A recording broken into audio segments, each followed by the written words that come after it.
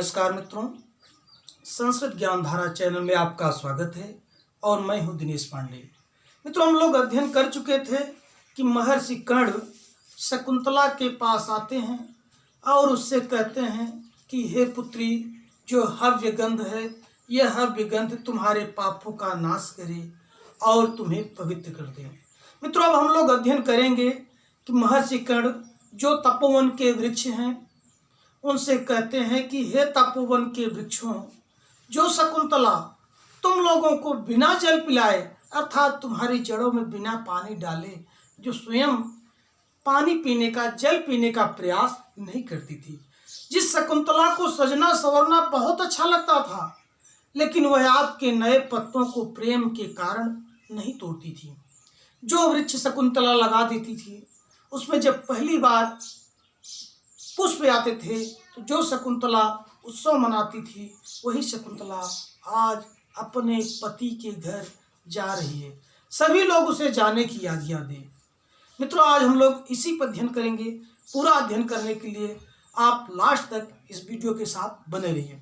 इस श्लोक में एक बात और बता देना चाहता हूं कि यह श्लोक भाव और भाषा की दृष्टि से संसार के महत्वपूर्ण श्लोकों में से एक है। इस श्लोक के बारे में कहा गया है कि काव्येषु नाटकम रम्यम तत् रम्या शकुंतला तत्रापि चतुर्थो अंक तत् श्लोक चतुष्टयम्। अर्थात काव्यों में नाटक सर्वश्रेष्ठ होता है। नाटकों में भी अगर कोई पूछे कि कौन नाटक सबसे अच्छा है तो आप निश्चित होकर लोग बताते हैं कि अभिज्ञान शाकुंतलम सर्वश्रेष्ठ नाटक है। और अभिज्ञान शाकुंतलम में भी 7 श्लोक हैं। उस 7 अंक में चौथा अंक सबसे अच्छा माना जाता है और चौथे अंक के 4 श्लोक, वो 4 श्लोक बहुत महत्वपूर्ण माने जाते हैं, जिनमें हम लोग पहला श्लोक का अध्ययन कर चुके हैं। ये दूसरा श्लोक है जो भाव और भाषा की दृष्टि से संसार के से महानतम श्लोकों में से एक है। संसार के महानतम श्लोकों में से एक है। इसका हम लोग आज विस्तार से अध्ययन करेंगे।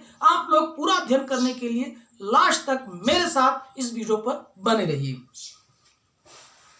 देखिए, यहाँ पर महर्षि कर्ण कह रहे हैं कि भो भो सन्निहितास तपोवन तरव, हे तपोवन में उपस्थित तरवह माने वृक्षों। अर्थात जब शकुंतला की विदाई का अवसर है, शकुंतला की विदाई की तैयारी हो रही है, तभी महर्षि कर्ण वृक्षों से कहते हैं कि हे तपोवन के वृक्षों। वही बात इसमें है कि जो शकुंतला तुम लोगों को जल पिलाए, जो पानी पीने, स्वयं जल पीने का प्रयास नहीं करती थी। वही देखिए इसमें है अर्थ कि भो भो सन्निहित तपोवन तरव। भो भो माने हे, तपोवन में सन्निहित माने उपस्थित, हे तपोवन में उपस्थित या हे तपोवन के समीपस्थ, तरव माने वृक्षों। मित्रों, यह श्लोक शार्दूल विक्रीडित छंद में है। देखिए, पातुम प्रथमं व्यवस्थितं जलम युष्मास्वपीते सुया नादत्ते प्रियमण्डनापि भवतां स्नेहेन यात् पल्लवम् आदेव कुसुम प्रसूति समये यस्या भवत्युत्सवः सेयं याति शकुन्तला पतिगृहं सर्वैरनुज्ञायताम्।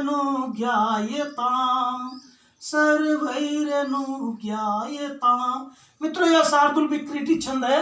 अभी हम लोग इसके छंद के बारे में भी अध्ययन करेंगे कि इसका क्या लक्षण है, कैसे हम समझेंगे कि यह शार्दूल विक्रीडित छंद में गाया गया है। पहले हम लोग इसका अर्थ के बारे में, भाव के बारे में अध्ययन कर लेते हैं, फिर इसके लक्षणों के बारे में भी अध्ययन कर लेंगे। देखिए, पातुम ने प्रथमम व्यवस्थितम जलम युष्मास्वपीतेषु। मित्रों, इस श्लोक में अन्वय करना पड़ेगा।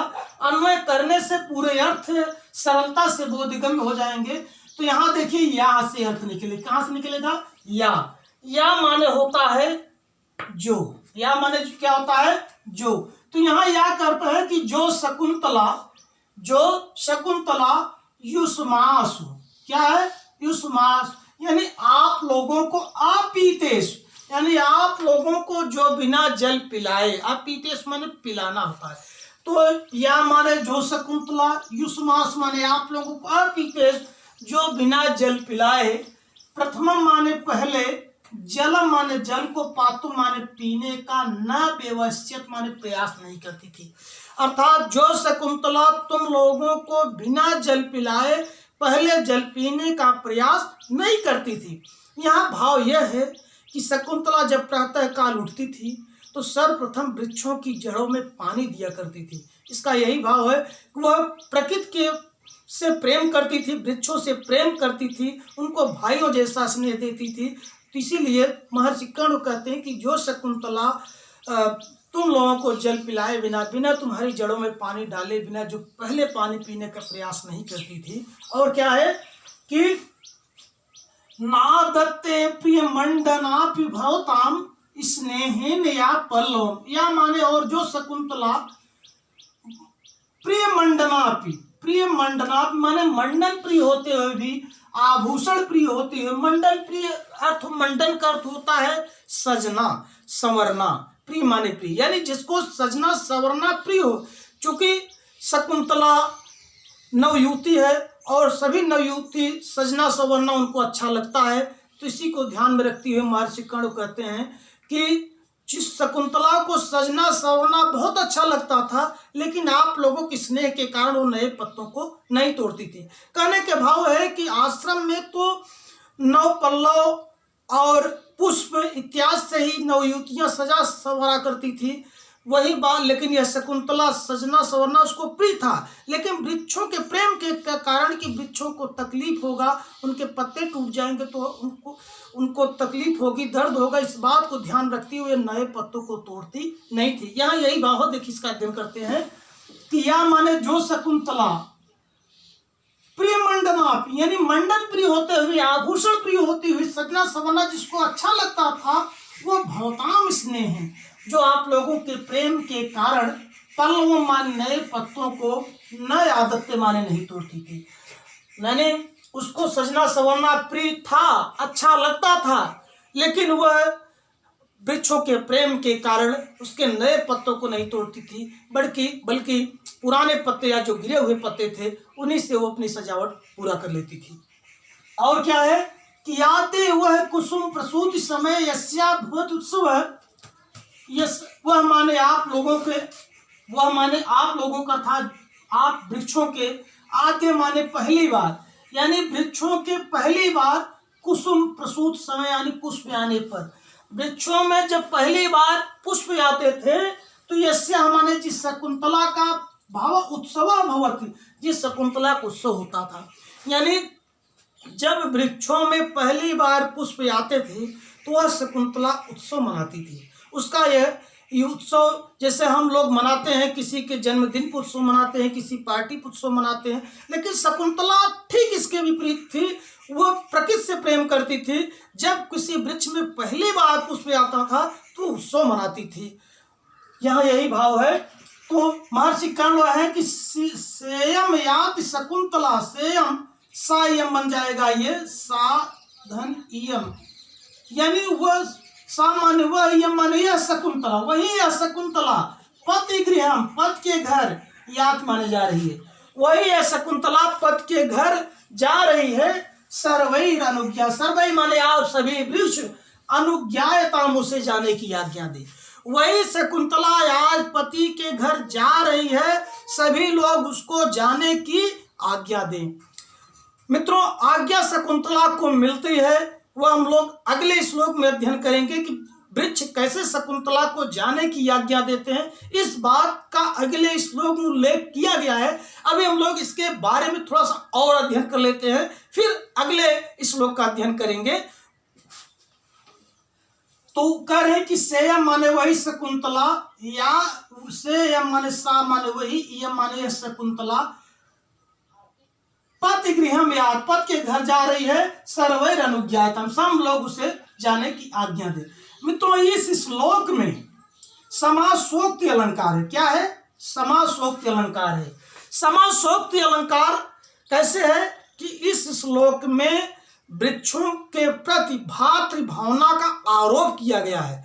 यानी वृक्षों में भातृ भावना का आरोप करने के कारण इस श्लोक में समासोक्त अलंकार है और काव्यलिंग अलंकार भी है। काव्यलिंग अलंकार कैसे है? क्योंकि सजना संवरना उसको प्रिय था, लेकिन नए पत्तों के स्नेह के कारण नहीं तोड़ती थी। यानी स्नेह कारण है जिसके कारण वो नए पत्तों को नहीं तोड़ती थी। इस कारण इस श्लोक में काव्यलिंग अलंकार भी है। और इस श्लोक में जो महत्वपूर्ण बात है, जो प्राय परीक्षाओं पूछ लेता है कि इसमें छंद कौन सा है, तो इसमें शार्दूल विक्रीडित छंद है, जिसका लक्षण हम लिखते हैं, आप लोग देख लीजिए। सूर्यास्वर यदि मह सजो सतत गा शार्दूल विक्रीडितम। इसका अर्थ जान लेते हैं। सूर्या माने सूर्य, सूर्य माने क्या होता है? सूर्य। हमारे साहित्य शास्त्र में सूर्य की संख्या 12 मानी गई है और उसके घोड़ों की संख्या 7, यानी सूर्य 12 साहित्य माना जाता है। और उस सूर्य का जो रथ है उसमें जो घोड़े लगे हुए हैं उनकी संख्या 7 मानी जाती है कि भगवान सूर्य के रथ को खींचने वाले घोड़ों की संख्या 7 है।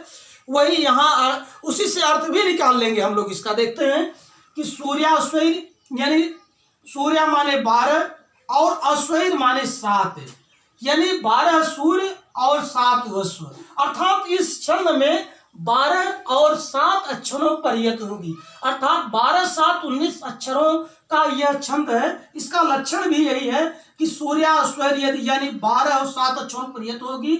मगण, सगण, जगण, सगण, फिर तगण, तगड़ अर्थात 2 तगड़ और गाह माने 1 गुरुवर्ण होगा। उसको कहते हैं शार्दूल विक्रीडितम। उसको क्या कहते हैं? शार्दूल विक्रीडितम। मित्रों, इसमें कुछ समासिक पद हैं, जैसे प्रियमंडनापि, प्रियम मंडनम यस्या सा, अर्थात जिसको सजना संवरना प्रिय हो, इसमें आपका बहुब्रीहि समास हो जाएगा। मित्रों, आज हम लोग इतना ही अध्ययन करेंगे। आगे का अध्ययन करने के लिए आपको अगले श्लोक में बताया जाएगा, अगले वीडियो में बताया जाएगा। आपको यह वीडियो कैसा लगा अपनी राय जरूर बताइए। अगर आपको वीडियो अच्छा लगता है तो इसको लाइक करिए, सब्सक्राइब करिए और जरूरतमंद तक पहुंचाइए। ये आपकी जिम्मेदारी है। बस इसी के साथ नमस्कार।